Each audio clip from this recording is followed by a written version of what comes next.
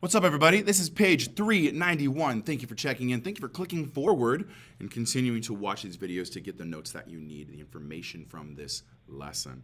Again, the lesson is talking about the different triangle congruence theorems, how we're using things like side, side, side, and side angle side, and others in order to prove these various hypotenuse and leg and angle congruence theorems.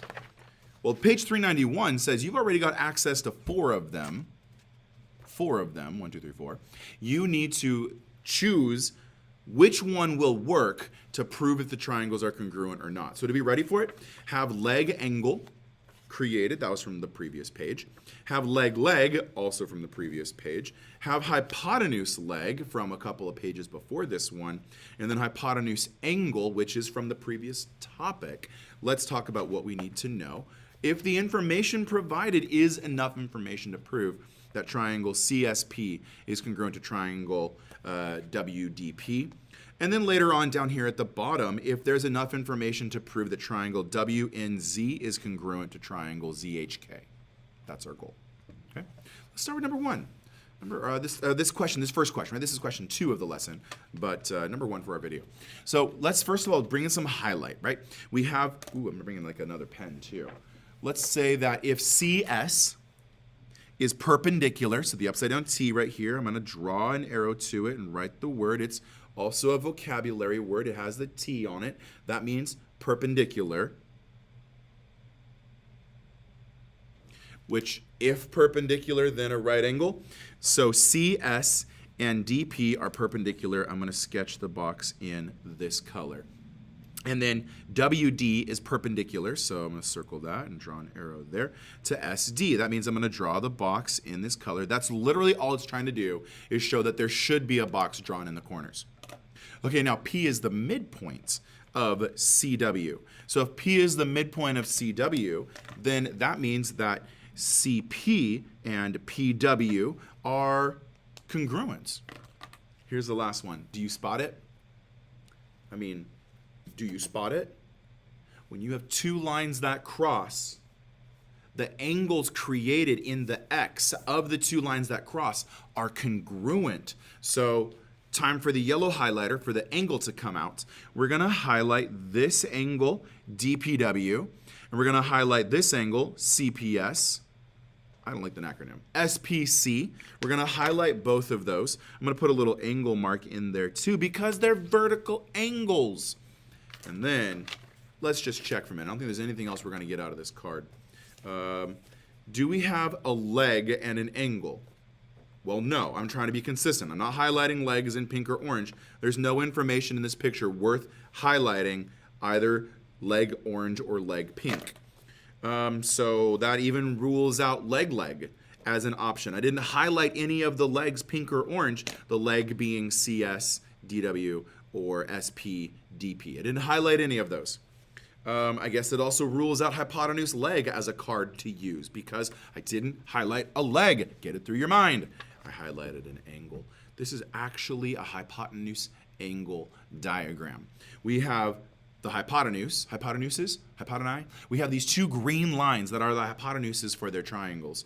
And we also have, because of vertical angles, two angles that are congruent, and therefore in two right triangles by hypotenuse angle, those two angles are congruent.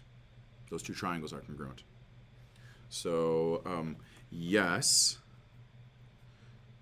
because of hypotenuse angle.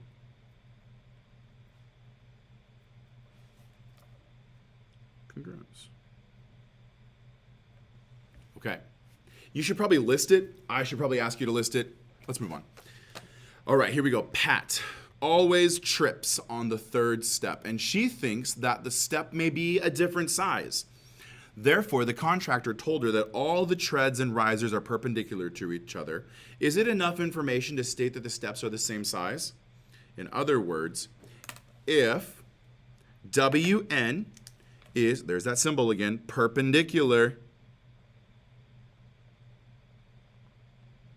It is a vocab word after all, perpendicular. If WN is perpendicular to NZ, so I can put a little perpendicular box in there. And then ZH is perpendicular. There's a word again. ZH is perpendicular to HK. So ZH, HK, there's a little box in there for perpendicular. Is that enough information to prove that the triangles are congruent? No. Straight up, no, it's not. We do know that there's a right angle in both of those. So two triangles that have a right angle. All that did is establish that these are the 4 possible shortcuts. We could use any of these 4 shortcuts, but what's missing is an actual measurement. Either we need to know how long both of the legs are. So you could measure the riser, right? She could measure both of these risers and both of these treads, and then by knowing both of those measurements, know that the steps are the same size. Or she could drop a string line and she could go from W down to K, and then with the string line measure WZ and measure ZK, but she would still also need to know a third piece of information. The only thing that she has for information right now is that she's dealing with right angles. So honestly, until Pam gets out her measuring tape, and probably the best thing to do is measure the tread. Measure the tread, measure the riser. Don't make it be any more complicated than that. Measure the tread, measure the riser. That's the leg and the leg of a right triangle. You would then know that the triangles are congruent. I'm not writing anything down. You are. What did I just say? Prove to me that you learned something in this video when you show me your notes for this page in order to earn points. So I'm going to say, what is your explanation? What did you hear me say? Put it in your own words. All right, I will see you in the next video. Let's see what's next for us. We're going to practice solving or determining. We're going to practice determining if we have enough information. So this activity continues on the next page. Thank you, see you, and goodbye.